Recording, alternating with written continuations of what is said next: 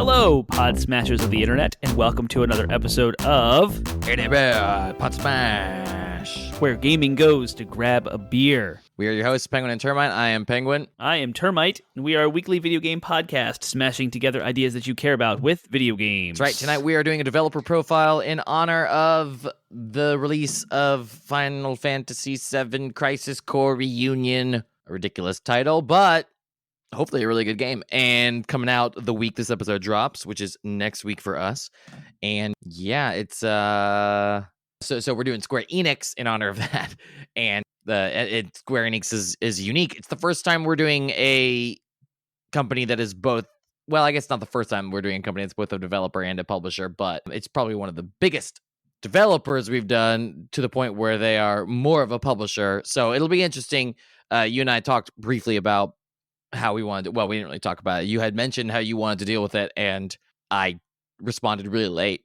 Too late to change anything, so we're gonna go with it, and it'll be fine. We're gonna go with it. But I mean, Square Enix is massive. We could do 3 episodes to cover this company in its entirety, like the way that we usually do a developer deep dive. So I think we'll just hit the highlights through this, and we'll still achieve the goals that we like to achieve, which is educating our audience on what does it mean when you hear the words Square Enix and a video game. Yeah. You know what I mean? And they did, for those uninitiated, a little teaser, they started off as 2 separate companies that merged, which is kind of what started their kind of big expansion and explosion of growth. So we'll talk about all that and more. But we are where Gaming Goes to Grab a Beer. So I got a good one. I got a special one. I have a special release every Black Friday.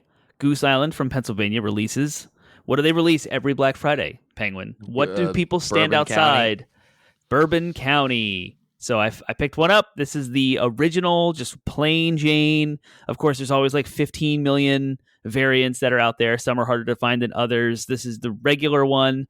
And there's some verbiage here on the bottle, so I guess I will read that. So this is Bourbon County Brand Stout.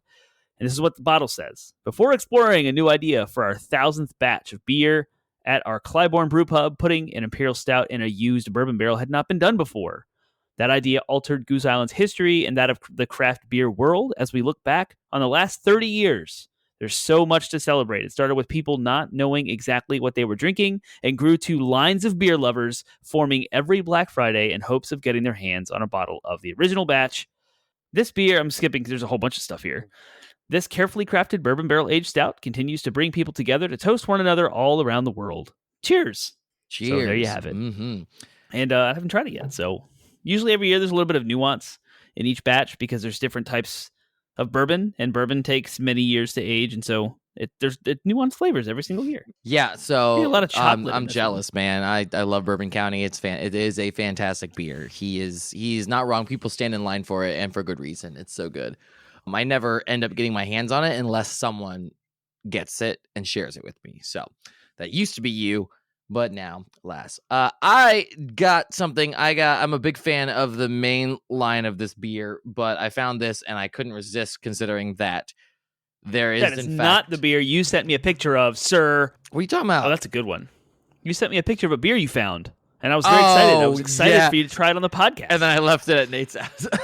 You did not. I left it in Roanoke. Penguin. What are you doing? It was a good weekend. But I did drink at least one. But I left. You better get those back. No. You better get those back and talk about it on the show. I bequeathed it upon them.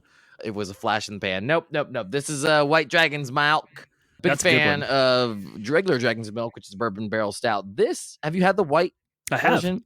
Yeah. Specifically, I remember exactly when I had it. Just had it for the first time. So it's a bourbon barrel aged white stout, and I had no idea what a white stout is, and I'm not quite sure it's fair to call it a stout. Like, upon drinking a few of these, I'm like, they're I guess they are a little bit thicker than you would say like a Belgian is, and it definitely is malty, but it's not like, there's something about the dark stout that has a taste to it, and it's hard to describe. I guess it's like, it's malty without being roasty, and I think it's roasty that really kind of defines that like dark stout. And I just don't know. I don't know. I would have to know more about the like brewing process in relation to stouts to say whether or not this counted to me, but as far as a consumer goes, an uneducated consumer, I don't think it's. I think that the white stout is a marketing. I would be more willing to believe that white stout is marketing as opposed to like an actual technique here. That said, it is a good beer. It's definitely lighter than its New Holland counterpart. It's New Holland base form, should I say? But so it's like 6% instead of like 10%. So less boozy. Nice. And definitely lighter in the flavor. But I can read a little thing for it, I think. Do it, yeah. I think? Nope. Just keep it simple, stupid. So I got this in honor of the fact that my Horde of the Dragon Queen campaign is going to be coming to a close this winter. Probably next month, but you'll be, my players will be starting the final push this month. And so, there's lots of white dragons featured in both the player side of the campaign and the enemy side of the campaign. So I was like, white dragons milk, white dragons everywhere. So, yep. Yeah. Cool. All right. Well, whoa. I had to fight with the NVIDIA broadcast today, and it was annoying. I don't know, something about like one of the like noise suppressors, like just completely not killed my mic, but it was not taking input. And then I had to just like fiddle with the noise. So I think I have noise removal turned on, but not background removal is what it is. Yeah. So I have noise. So you removal. start clickety clacking and clicking and stuff, and that you'll hear that, I guess. But noise removal is like honing in on your voice to remove. I think so. Right. Nice. To remove, and so it's just weird. We'll see. Yeah. So that's what we'll see how it is. We'll ask our audience about it. Yeah. Hopefully. Does penguins sound like poop? I'm just gonna not touch anything. I'm gonna suspend myself in animation. So, and I have the opposite issue. I got a brand new mic arm. Oh, nice. The last mic arm I purchased with my desk setting up this office in my new house a year ago, it didn't come with one of the screws in it. And I just dealt with it, but it was cheap. It would always sync on me mid-episode or mid-meeting. Like, it would never just stay up, in front of my face. And now I've got this new one. It was a Black Friday sale, so it was discounted slightly. And I'm very, very happy with it. So nice. This is my first episode with the podcast, but I work here, so I was in many meetings with it, and I was kind of able to test it out.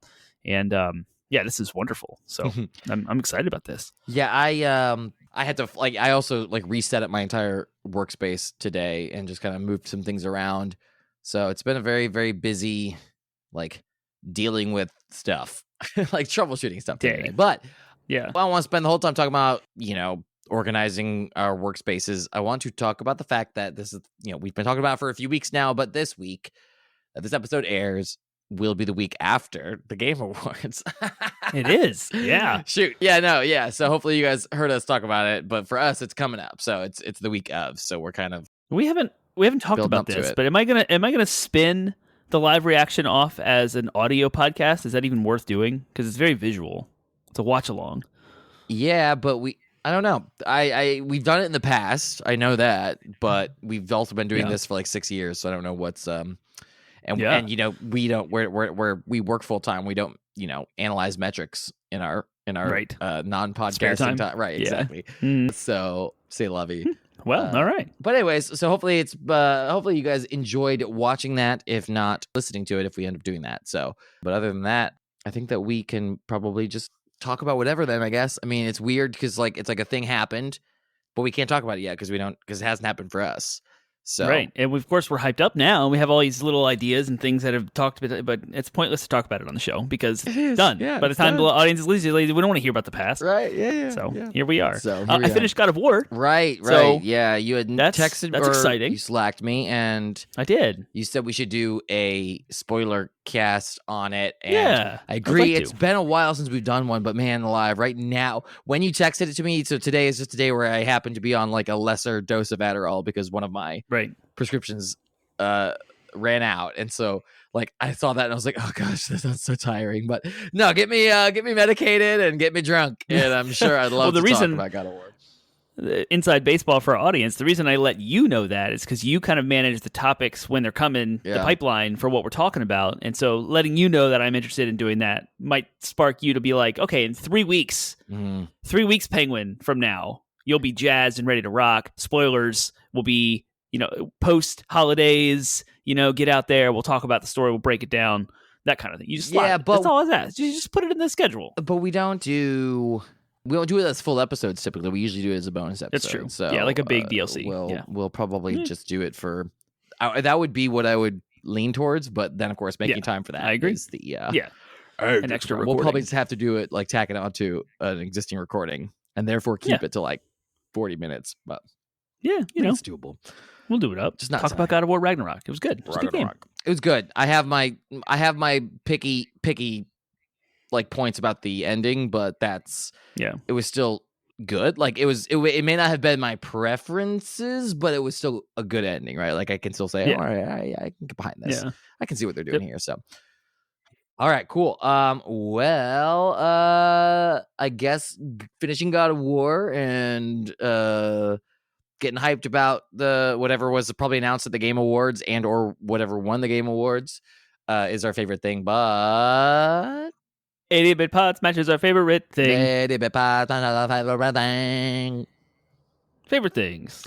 Whenever you sing it like that what is it? What is our favorite things? It is. What is the show? What is this? What is this? What are we doing? Why are we even here? It's a segment of our show where we share with you something that we are excited about or that intrigued us or that provoked our thoughts or in general just delighted us in any way, shape, or form. And it's a chance for you guys to be inspired to go out and search for your next favorite thing for the week. You go ahead. I feel like I talked a bit. Yeah, it's good.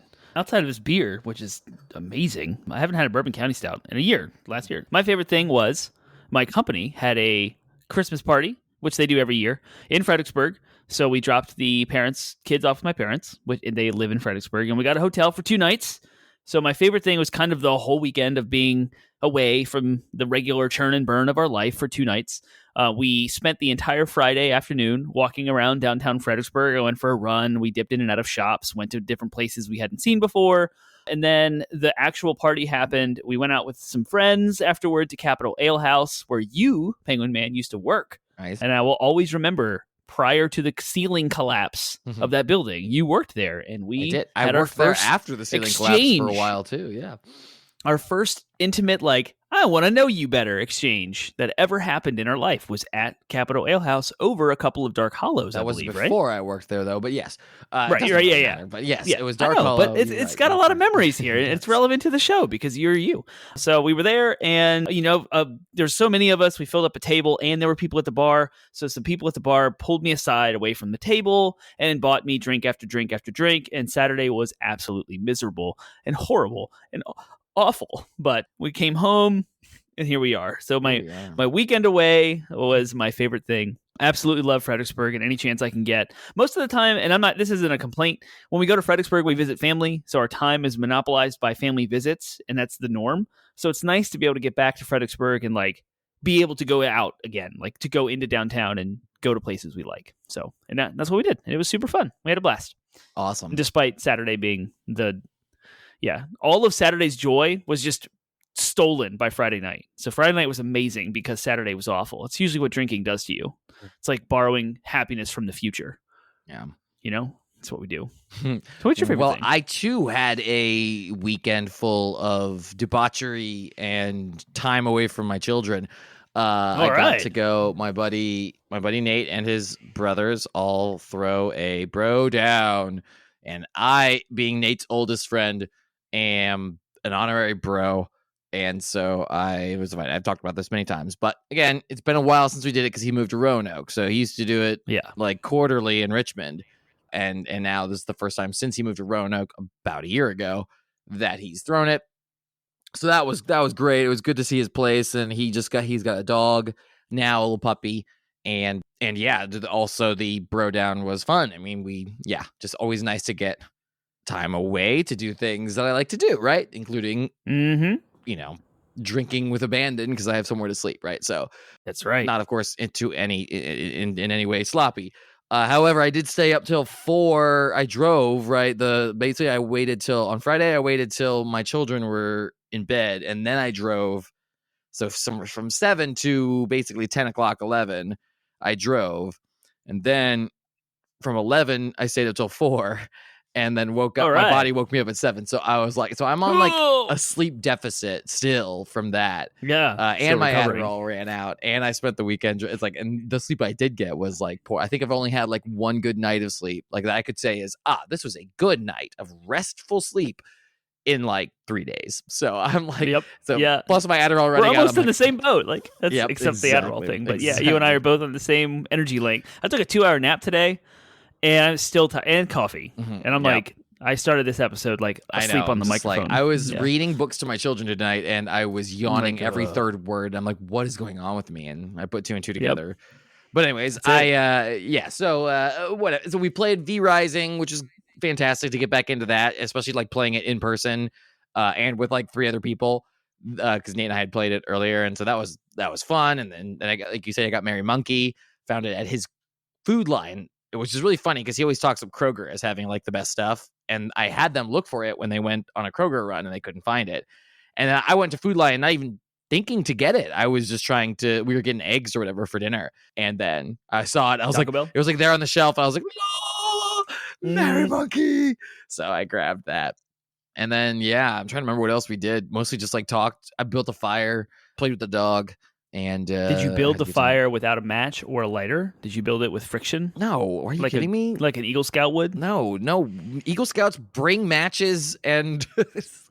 The Eagle Scouts, the Boy Scouts motto is be prepared. And granted, yes, we learn how to light fires in the event that we are not prepared. But like the idea is, if you're going out somewhere, bring a lighter, like pack a lighter in your emergency bag, because like then you'll have it if you get lost in the woods. So there's no like there you go. All right. Shame and shortcuts in the Boy Scouts. That's not true. Okay, good. We did call kerosene Girl Scout water, which is super offensive in hindsight. Yeah. But this was like the late 90s, early 2000s. So forgive me for being a product of my culture at the time. But nevertheless, yes, modern day Penguin would not say such things. No, I wouldn't say such things. That's At least growth. I wouldn't say it seriously. Nevertheless, I also am like, I don't care, whatever. I'll take whatever shortcuts when it comes to lighting fires. Of course. So me too. But I'm not an Eagle Scout. I don't know anything about the outdoors. I'm done. Society crumbles. I will just be your servant. Awesome. And that's it. Sweet. I can't wait for you to be my servant. I'm going to be a servant. I know nothing about survival. I will die unless someone takes care of me. Love it. All right. Well, cool. Well, that's favorite things, which leads us to our final segment. Second to final, penultimate. It's this. I guess, if main topic is a segment. The last segment before the main topic, the meat of our conversation tonight, which is DLC.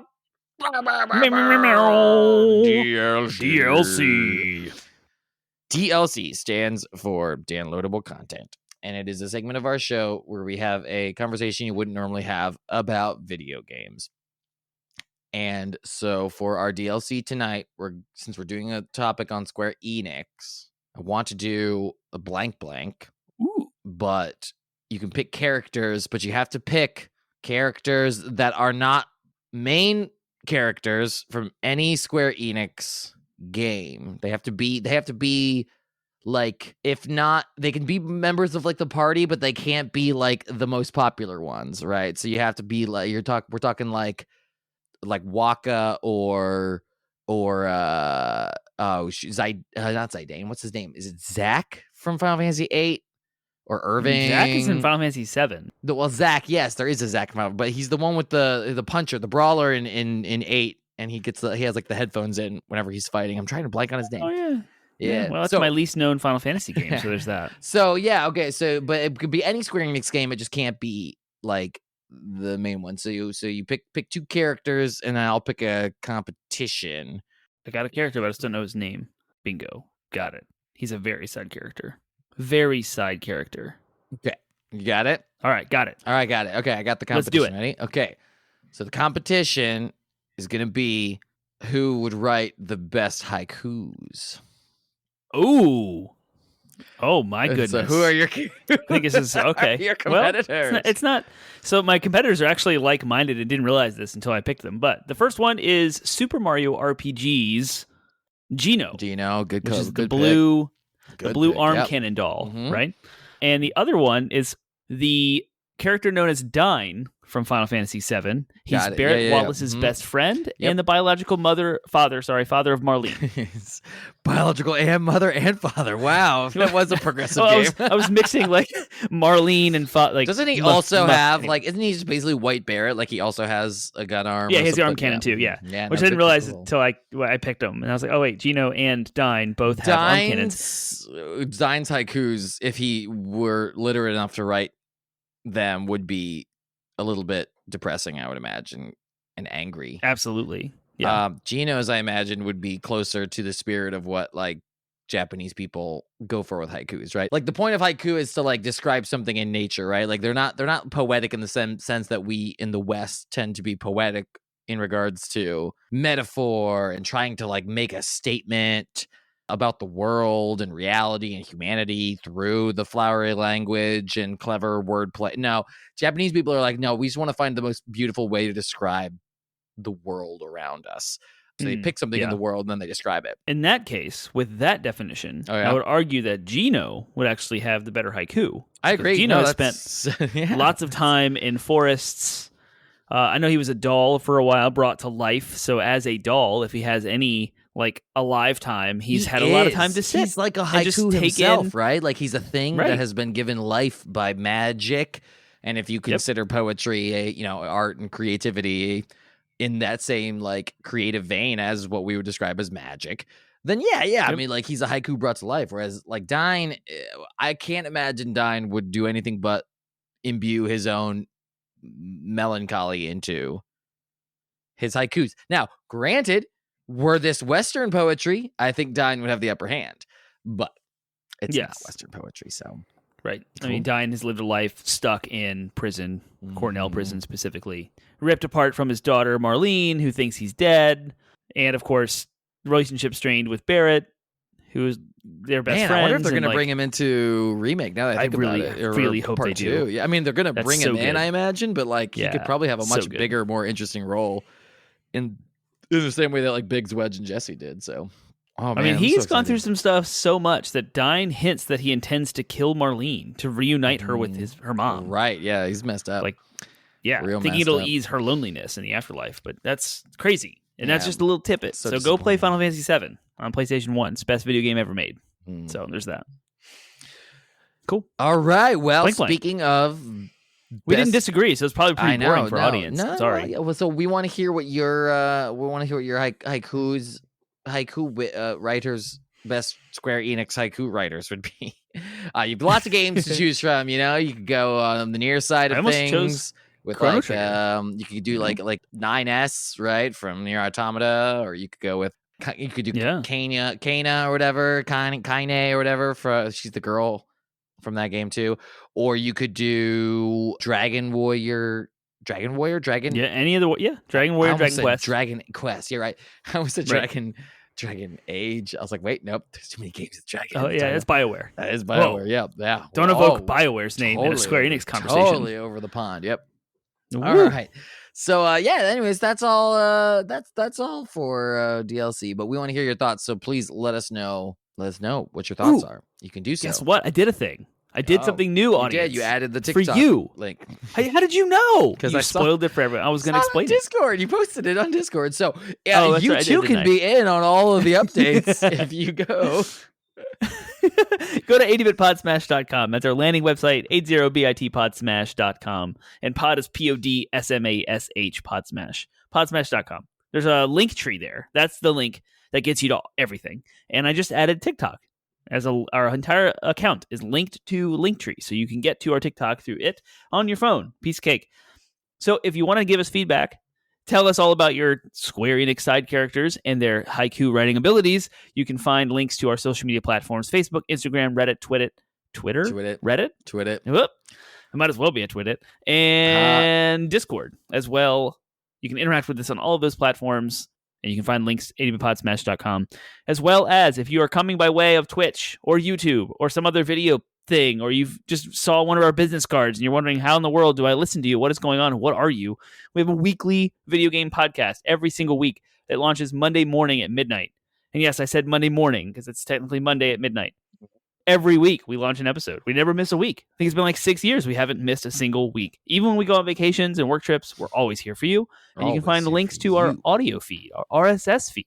It's all at 80bitpodsmash.com. Spotify, iHeartRadio, Stitcher, Google Play, Apple Podcasts. We're everywhere. Unless you tell us we're not somewhere you want us to be, then I'll fix it. Just like I did TikTok, which took me like 2 months. But it's done. There you go. There you go. All right. Well, again, speaking of the best video game of all time, according to Termite, let's talk about the people who made that best video game of all time. So again, this is a different one. This is this Square Enix in their current iteration by that name is more accurately described as a publisher. However, their organization has 4 entire business units, I think, dedicated to development, and the overarching business emerged from those developers and those developments, that game development. Now, granted, many large publishers these days can claim the same, right? EA started as a developer, Activision started as a developer, I believe, and then they got big enough to publish games, and that's where they began to move their business into. But I think where the difference is and where it's muddy ground is when Western companies tend to do that, they tend to like buy other smaller development studios and then offload all of their IPs, divvy them up to those development efforts that are technically separate companies that are just contracted with those or owned, I should say, by that that larger company. And that's a very Western way of doing it. In Japan, if you look at the examples in Japan, the 2 that come to mind immediately, of course, are Square Enix and Nintendo. Sony, of course, being the outlier in this regard, because Sony does then tend to buy the studios and put the development under that, and then they focus on the console and the bigger business at large. Of course, Sony also didn't get their start as a video game company either. No, they did not. Nintendo and Square Enix, on the other hand, like they have developers. They do have like developers underneath them, distinct, separate developers. However, they also have their own business units within their organization that are dedicated to development under their own name. So like in-house. Exactly. In-house development units. So that's kind of why we're doing it. And we do recognize that this is sort of breaking the trend that we've done. So we're going to try to be as thorough as possible while also acknowledging that, like, if we were to really truly do a deep dive into this, as you mentioned, it would be several. So we might have to do individual deep dives later on their current and former subsidiaries. But for now, we're going to focus mostly on those 4 bit. I would say it's probably fair to focus then, as far as describing the development aspect of this company, is to focus on CBU 1, 2, and 3, right? Creative business units 1, 2, and 3. Exactly. Oh, sorry, 1, 2, 3, and 4. Oh man, there's 4 of them. Yep. So that's already going to be huge. Said that earlier. That's already going to be huge. Yep, exactly. Yep. All right, cool. Well then, as we always like to start off with the kind of the basics. Who is Square Enix? What are they known for? And the briefest, if possible, version of what their history is, what their story is. Yeah. Right. Yeah. So they were founded in April 1st, 2003, 19 years ago. Square Enix is the merge of Square and Enix. Squaresoft. What I didn't know, it is Square. Squaresoft is an American brand name.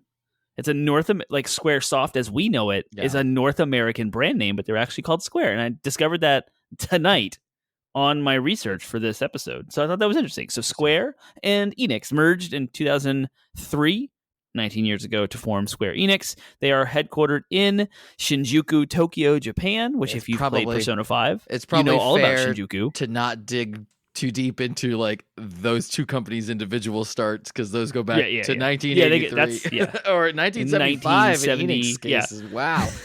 So that's a ton of history. So yeah, these 2 individual companies that had been making video games independently for the better part of 20 years then came together and merged. Yep. And that was a whole thing. And lots of business and development reorganizations have happened in their history regarding all of their IP and how they distribute the development and what they do. And don't forget that there is another subsidiary of Square Enix Montreal and Square Enix Europe. Eidos is another company that was also acquired in February 2009. I thought they sold them. They've sold a lot of those. They sold IO Interactive. So Eidos is still a part of the IP, because they took over. They took over Eidos, which grabbed Tomb Raider, Hitman, Deus Ex, Thief, Legacy of Kain. With that, Hitman was belonging to IO Interactive, and they sold that off and let IO Interactive continue as an independent studio and gave them the Hitman IP.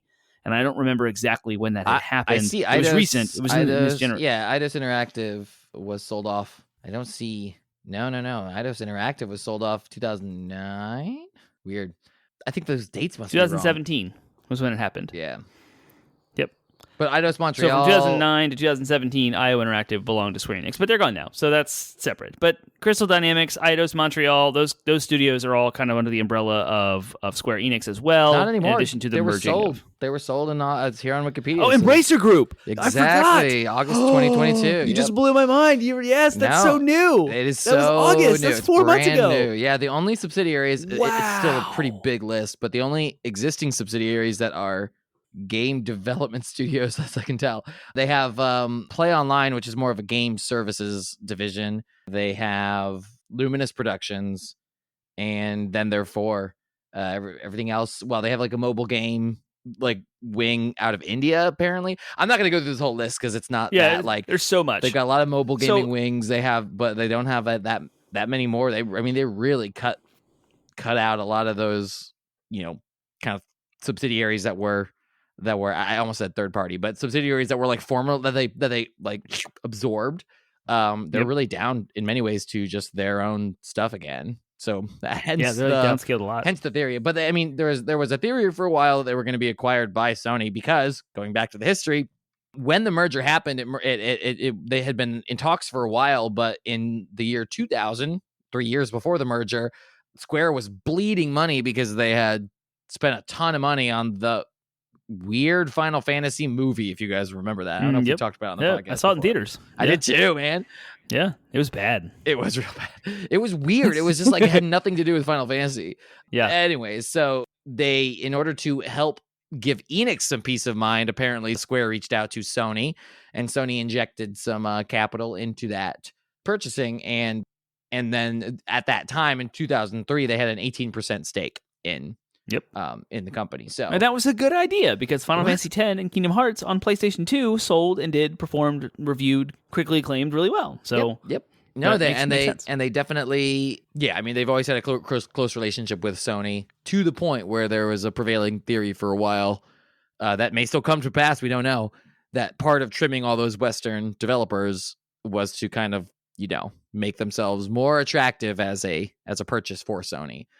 Consolidating a lot of that hey, we're a big Japanese game developer publisher, you're a big console developer and game publisher in Japan, like let's unite forces. But we'll see. That's currently they still remain independent, a lot trimmer now. So cool. So the merger happened, and from 2003 to 2013 they acquired a bunch of stuff. They restructured apparently in 2013 as well, and just putting new people, shaking up their leadership and stuff like that. Nothing too crazy historically speaking. And then again they sold off a bunch of stuff to Embracer Group last year. After all that, so that's kind of where Square Enix is now. That's where they very fast and very brief tip of the iceberg. There's so history many good of Square Enix. It's like I'm reading through here and I'm like, oh man, I really want to talk about that, but I don't think we have time. Like there's so many things in here that are just like fascinating. I want to say we'll rewind the clock back to like the 80s just for a brief minute. Sure. So Enix was hot and heavy in Japan, selling Dragon Quest games on the NES, and they were selling like gangbusters. Square had started and wanted to also make RPGs, and they were flop after flop after flop, and they were about to dissolve. Yep. And Final Fantasy renowned, famous writer Sakaguchi came up with the game. They called it Fantasy originally, but then like later renamed. He wanted to call it Final Fantasy because this was Square's last ditch effort to even like if this was it. Like they were going to be bankrupt if this game did not sell. It did. It was extremely successful. Final Fantasy was born on the NES, the very first one. But there was a rivalry between Square and Enix, like back in the 80s on the NES, and like it was Dragon Quest and Final Fantasy, and it was just sequel after sequel after sequel after sequel, and it's crazy to go from 20 years later, 2003, when they actually merged together, and the leader of Square maintained his like ownership and like the president, and then the leader of Enix was the vice president. I don't remember their names. But yeah, so then they came together in 2003. That was the brief little bit of context and history. And then of course in 2000, before that merger happened, was when we talked about the Sony buying 18% of the shares and like injecting some cash into Square after failing to make a good movie. And here we are. Square Enix was born in 2003. Yep. Lots of corporate restructuring. And to what we actually want to talk about, kind of a little bit more of the meat and potatoes of our show, is that in 2019, Square Enix announced that their 11 business divisions would be consolidated into 4 big units by 2020, with a new title, Creative Business Unit. Naoki Yoshida, who was previously the head of Business Division 5, became the head of Creative Business Unit 3. The current structure for the development and production division, called Creative Business Unit, is as follows. And so we'll go through that in a minute. But so there was like 8 Square development and like 2 that belonged to Enix, and like the franchises were all kind of divvied up. And they were like, no, we're going to completely restructure all this stuff between 2019 and 2020 to what we have today. And of course, during all of this was the confusion of who's making Final Fantasy VII Remake, and like all of the critique about like Kingdom Hearts 3 and having its crazy story and plot and like 15 million different names and crazy complicated history. So they were attempting to like reorg all of these things. Yeah. So we have Creative Business Unit 1, who's led by Yoshinori Kitase, who was the head of business. I mean, that's crazy. No, don't worry about focuses it. on Final Fantasy single player titles. Yeah. What do they make? Yep. He worked on things like Final Fantasy 13, Final Fantasy 7 Remake, of course, was from Creative Business Unit 1, and Kingdom Hearts, The World Ends With You, the Saga series. Dissidia Final Fantasy NT is the Final Fantasy fighting game. Rhythm, they make like Final Fantasy everything Final Fantasy single player. Yeah, pretty much and then like also Kingdom Hearts, non-online or like non-multiplayer, because the multiplayer online Final Fantasies are a different one. Whole different thing. Yep. So yeah, what's Creative Business Unit 2 do? You go ahead and go with that one. Business Unit 2 is led by Yu Miyake, and it focuses on Dragon Quest, Nier, and Bravely. So some of the lesser known, if it were any other. If these were independent developers, these would be kind of like their AA titles, right? These are the ones where it's like, yeah, they're given, a lot of them have been given more and more better budgets, but they're not the headliners, right? These aren't the headliner games, but they have made some fantastic things too, right? Like Octopath Traveler was made by this team, the Bravely, right? Bravely Default series. There's 3 of those. Yep. That. Yep. And then Nier, I can't speak more highly. So Nier, of course, being, I guess, contracted with Platinum, right? At least Nier Automata. Right. They had a partnership with Platinum for that. So yeah, the Creative Business Unit 2, I guess, has some at least track record of like partnering outside of the organizations for resources, assets, and talent. So hit us up with Yoshida, highly beloved Yoshida, our hero for Final Fantasy. Yep. Yes, as Creative Business Unit 3 is head by Naoki Yoshida. If you haven't known that name, he has completely changed how you approach MMORPGs. He is the like hero of Square Enix. He is the hero of Final Fantasy.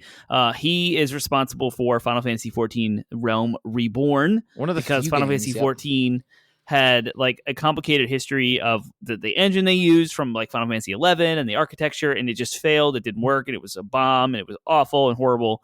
And they gave Yoshida the creative direction to fix it, and he did. And Final Fantasy 14 is nominated. It may have won an award at the Game Awards, and he's slated to direct. He is directing Final Fantasy 16. So, and that was also shown off at the Game Awards, and we don't know what that is yet, but y'all do, because time is a crazy time warp. But Final Fantasy 11, Final Fantasy 14, Dragon Quest Builders, MMOs, all Creative Business Unit 3, and Yoshida is a hero in Square Enix. What is the last and the 4th Creative Business Unit? What do they do? The last and the 4th one is led by Hirokazu Nishikado, and it focuses on the Mana series along with co-development of productions, remasters, and ports. So, yeah, I don't recognize any of these but the Mana series. So, yeah, there was what was the most recent? There was Trials of Mana was a remake. The Legend of Mana was a remaster, and Echoes of Mana. Those are like the latest 3, just to kind of touch the modern point. But you go all the way back to the 90s. There was Final Fantasy Adventure, Secret of Mana, Trials of Mana, Legend of Mana, Sword of Mana, etc. Blah blah blah. But yep.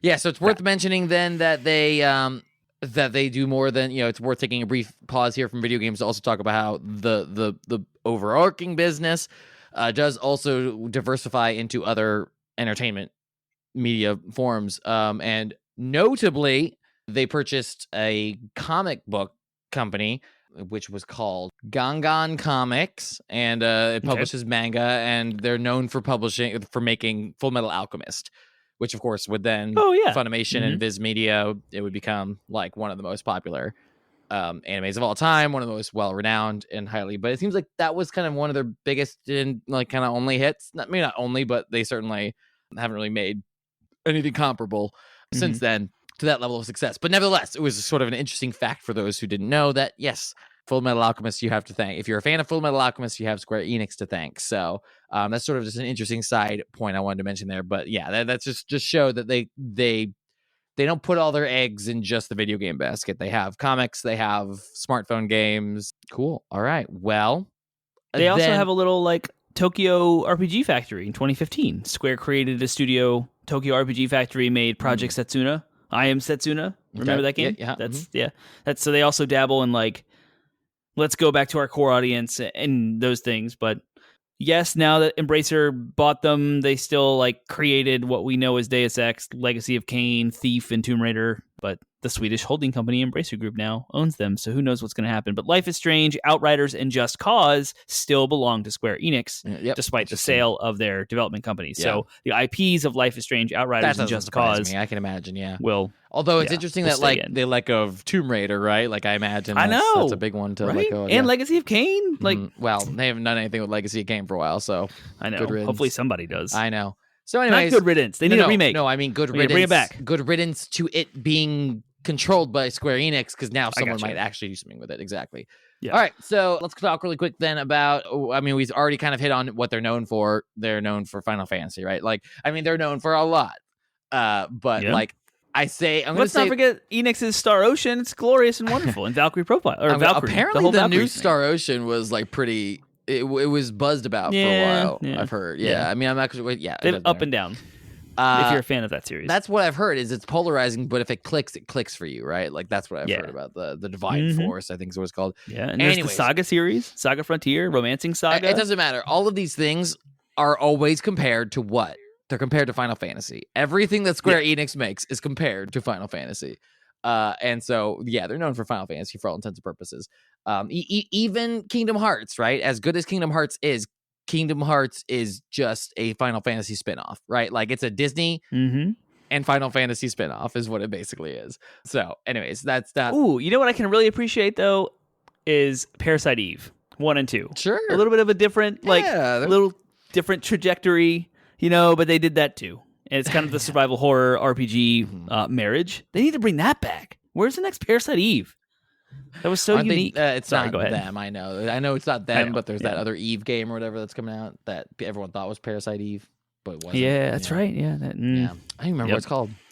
That looks so good. I want to play it though. All right, cool. Well, I don't remember anything about it, but I want to play it. I don't remember the name, but I remember the gameplay and the main what the main character looks like and all that stuff. So, cool. Well, they are not surprisingly they're headquartered out of I believe Tokyo. Yep, Tokyo, Japan. Mm-hmm.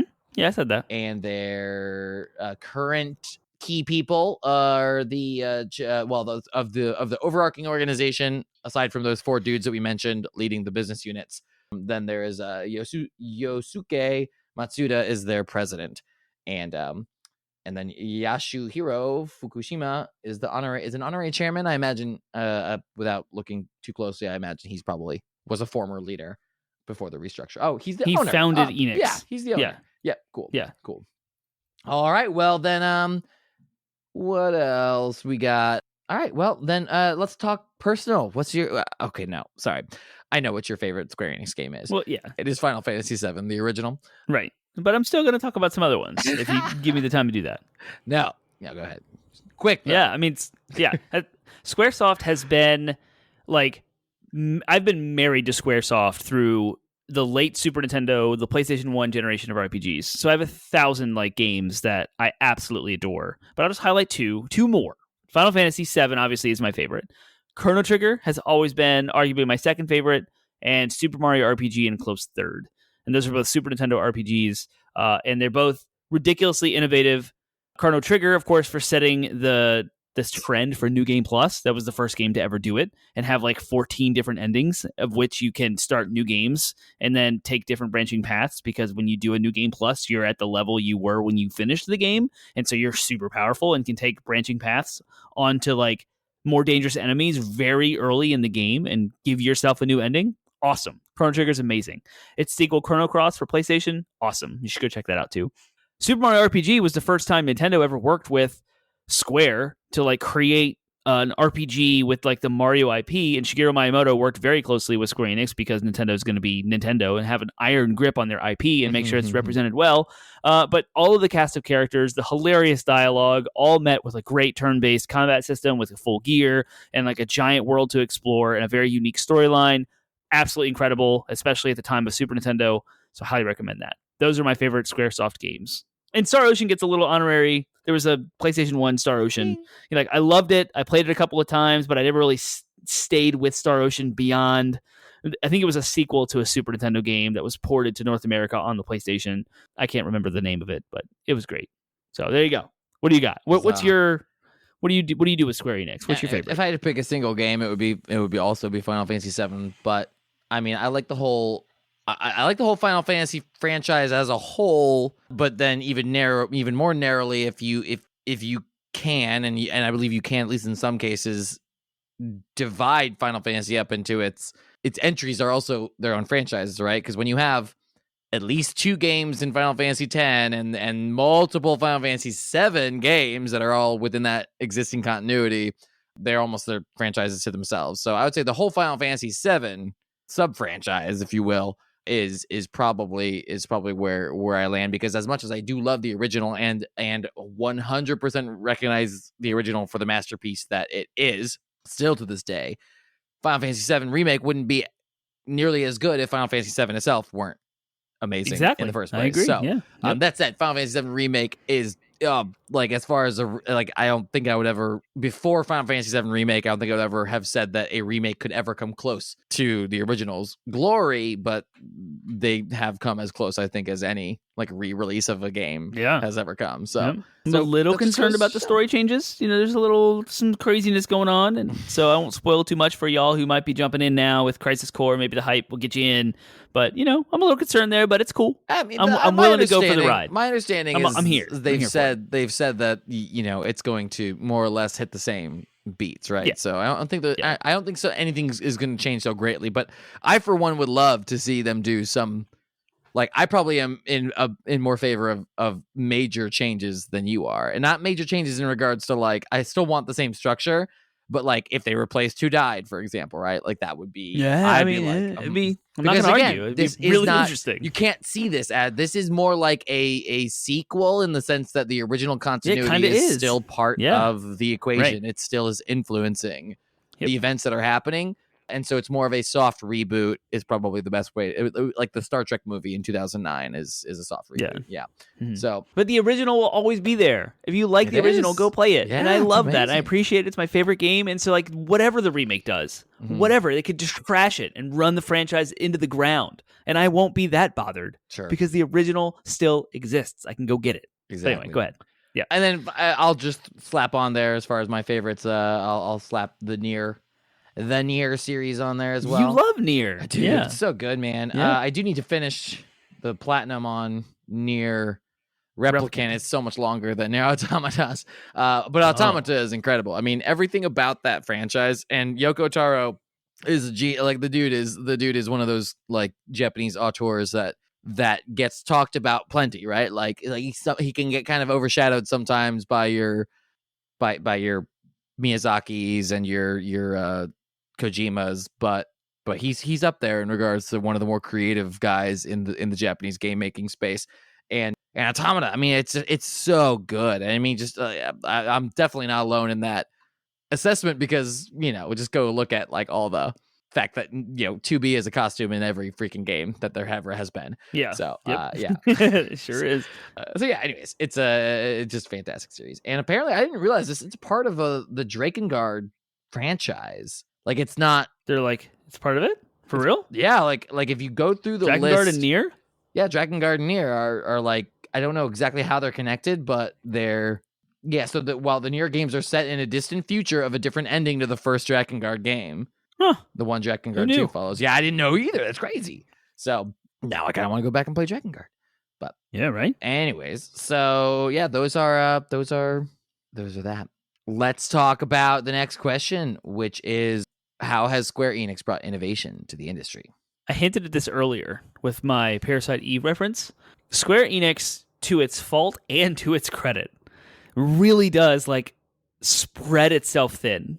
It tries to like create RPG mechanics in every other type of genre. Sure. You have your anime games, you've got your deep like fantasy based RPG type games, and then you have like your survival horror type games, but then you also have like your 2D 3D like indie games, and I'm looking at Project Octopath Traveler and Triangle and Live Alive and those types of, like, there really is like they've spread to every type of person who might want any sort of RPG, and they've even adapted to the more Western style of removing itself from the turn-based combat with the remake, like Final Fantasy VII Remake, of course, and Final Fantasy 15. So like the Final Fantasy franchise in and of itself is kind of adapted to the Western audience.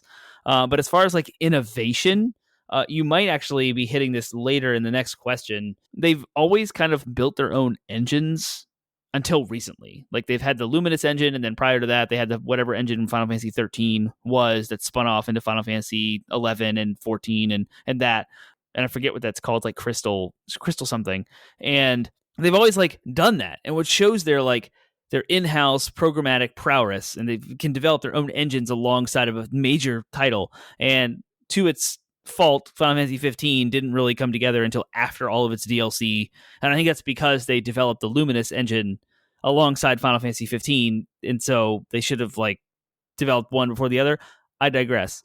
That's their innovation. So like they can spread themselves across multiple genres. They can hit so many different mass audiences, but still hold core to the core RPG type feel that is the center of what Square Enix can produce.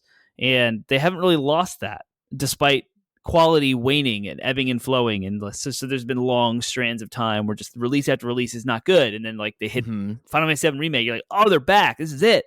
And then like smaller titles like I Am Setsuna, which calls back to like the Chrono Trigger days and those things. So I don't know if it's like a real solid innovation answer to the industry, because now they're starting to use Unity and like Unreal Engine to bolster their quality. But yeah, that's where I am. Where are you at with that? Yeah, I mean, Square Enix, I mean, you're right, hit or miss, right? Hit or miss, but they are, I guess, a testament to the, like, they just keep putting stuff out, and they know that eventually they'll strike gold, right? Like, and they do, and when they do, they do, right? Like when they get it, right? And they're not afraid of, I guess they're not afraid of like fan service, right? Like they'll just kind of throw their characters out there, and they'll lend, they'll beg, they'll borrow, right? And they'll just sort of like give them all like chances and second chances, like, so yeah. I mean, some could argue that they do their own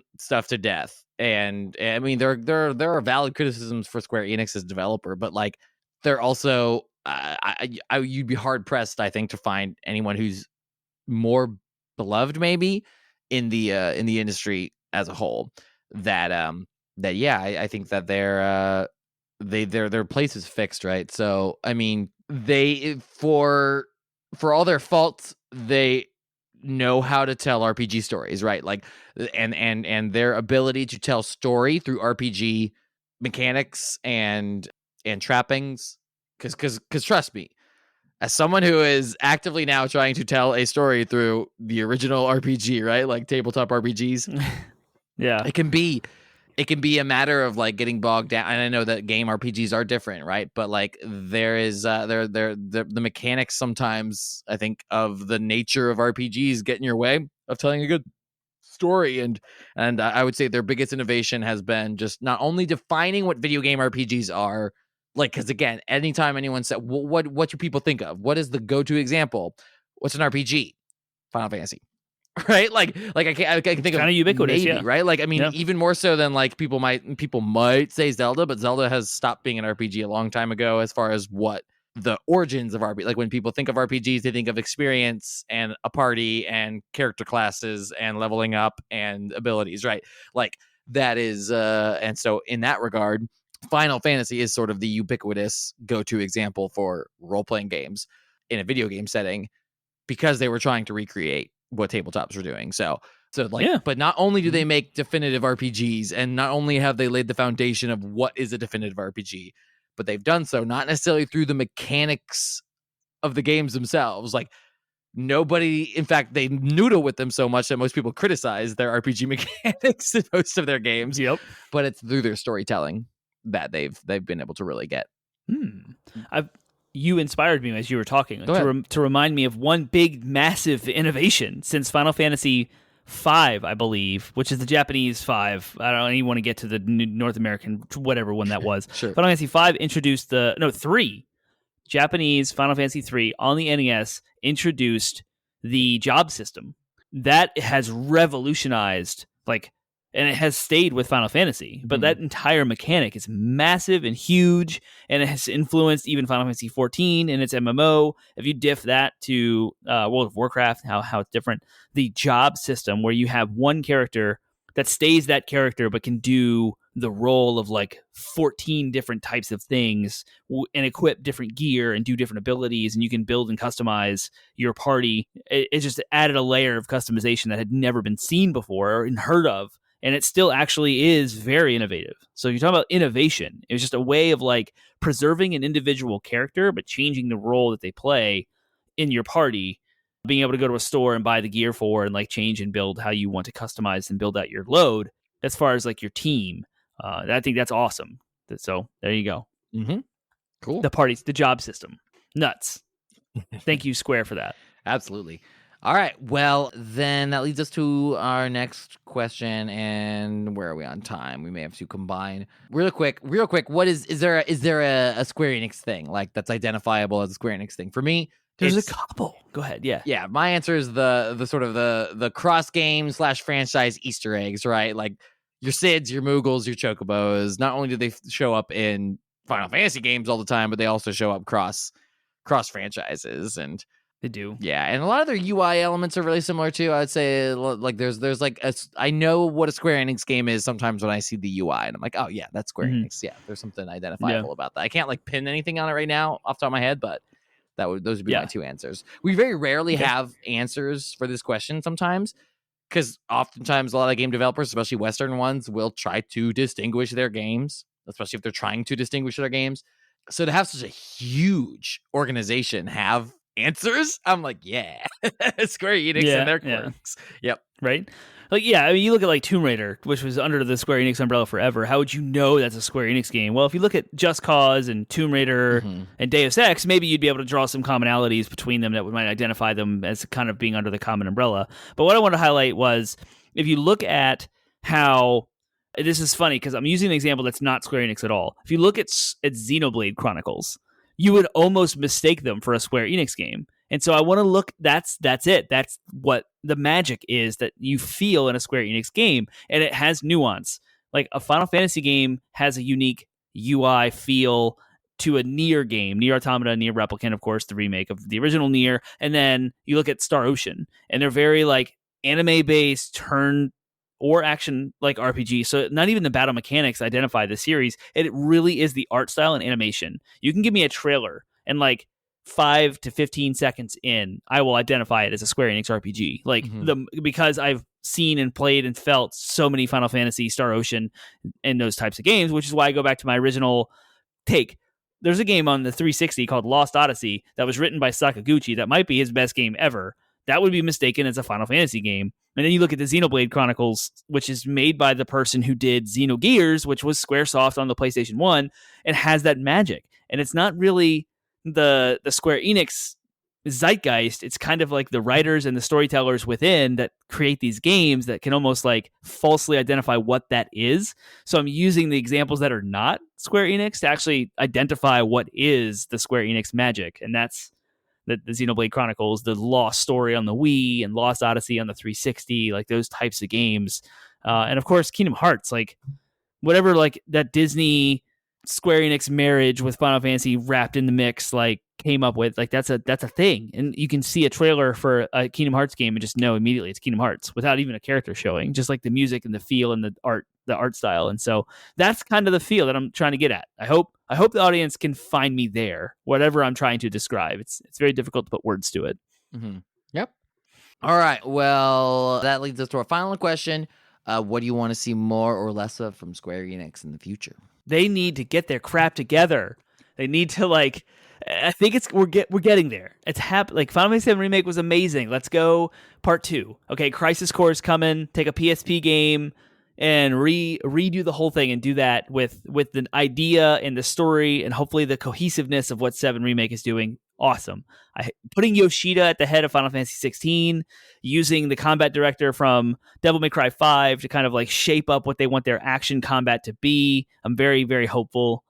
We need more of that. I feel like Square Enix needs to hone in, and they're doing it, like selling off their IP to Embracer Group, which I know I kind of forgotten right at the beginning of the show, but I knew that's one of those headlines that like happens. It's huge in the gaming industry, and then you kind of put it away until like something comes up and you're like, oh yeah, that major news thing that happened that didn't really affect you back then is now like front and center today. Mm-hmm. And so that's good. Like trim the fat, get rid of the extra thing. Like what is Square Enix business doing with Tomb Raider and those games? Like I kind of question why they still have Just Cause and the Life is Strange, which, you know, whatever they got to do. But I really want Square Enix to like hone in on that awesome like JRPG kind of game, and I think that'll suit their business model because it seems like that's what they're doing, and their strategy is to trim the fat and get rid of the extra things. So that's what I want more from. I want more like old school feel but modern mechanics, like modern gaming design, like stuff kind of put together in the next Final Fantasies and like the next Star Oceans and like those things. What do you got? I think I want them to focus a little bit, right? Like focus on what they're doing well. I mean, to your point, yeah, get it together. But in my definition of that is like they actually, I mean, Final Fantasy VII Remake is proof of concept that they do really, really well with like revisiting their old properties. And not to say that they need to be making Final Fantasy games forever, but like let's see them modernize. And they don't have to do it as remakes, but let's see them modernize some of the other franchises, right? There are some franchises they do that should never necessarily be like Octopath Traveler has that charm and of being, you know, looking like it does and being old school, you know, RPG look and feel. But there are others that like I would love to see like modern versions of. And I mean I really enjoy. I would love to see like Final Fantasies 8 and 9 remade, and even 10 remade in the same vein, like with the same system as Final Fantasy VII Remake. I thought that the ATB system, that would be legendary. To me, the ATB system is like the definitive like RPG, old school RPG turn-based to like bring it into like a more modern setting. Like to me, it was that perfect marriage of like it still feels turn-based because of the ATB system, but like I'm also between turns, so to speak. I'm able to like control the character in a way that feels exciting and high energy, and positioning matters. And you have to think 3-dimensionally still, and you still have to think about your party members, and you have to, you know, how are they doing? What abilities do they have available? What should I do next with their turn? Right? Like so it works really, really well. And I can't speak more highly of it. I don't know why it has not been ripped off like by other companies at this point. So, like, if anyone's going to do it, Square Enix needs to start ripping it off themselves. So that's what I want to see. Yeah, do that more. You know, on a side note, a pipe dream for Termite over here is a remake of Final Fantasy Tactics, preserving the grid-based like tactical systems, but like giving it the art style of maybe the Project Triangle path. That would be phenomenal with some voice acting. Like, I would love Tactics remake. Let's go with that. Would be awesome. Nice. All right. Well, that's the show. So we want to hear what your listener thoughts are on Square Enix. Do you love them? Do you hate them? Do you want to see more Final Fantasy, or you want them to see? Do you want to see them do something completely different and forget that stupid franchise and its stupid name? I'm just kidding. I love it. But someone out there has that opinion, undoubtedly. So if you're out there and you have that opinion, please share it with us so we can engage with you and determine and maybe all come to some understanding of one another. So in our many differences. So yeah, that's that. Let's go ahead and go to Termite to tell you where you can interact with us if you have thoughts to share. Give us all of how you are so excited alongside of Penguin Man for Kingdom Hearts 4. Come tell us how you cannot wait and chomping at the bit for Kingdom Hearts 4, because we know Penguin Man is. He can't stand it. Oh yes. You can do all of that interaction. You can share with him all of your excitement for Kingdom Hearts 4 over at 80bitpodsmash.com. It's our landing website with links to our socials. That's Facebook, Instagram, Reddit, Twitter, Discord, and TikTok. And that's because there's a link in our website that links you to all of it. So you can go find us there. Give us your thoughts, comments, questions, concerns, and ideas. Feedback about all things Square Enix, what you do or not do care about this company and what they make. And if you're wondering about our podcast, audio listeners only, again, Apple Podcasts, Google Play, Spotify, Stitcher, iHeartRadio. There are links at 80bitpodsmash.com, not through our link tree, but just on the website itself. You'll see the little icons for all of those things, as well as our RSS feed you can throw into any third-party app. So let us know what and where you are so that we can put ourselves there if we're not. 80bitpodsmash, 80bitpodsmash.com. All right. Well, we are talking about a topic that if my friend Shane is listening to this, we're finally going to talk about RimWorld. And we may even talk about it a lot. Ooh. Because we're going to talk about games. You and me? Yeah, we're going to talk about, well, we're not going to talk about RimWorld specifically. We're going to talk about banned games. Games that have been banned and not necessarily in this country.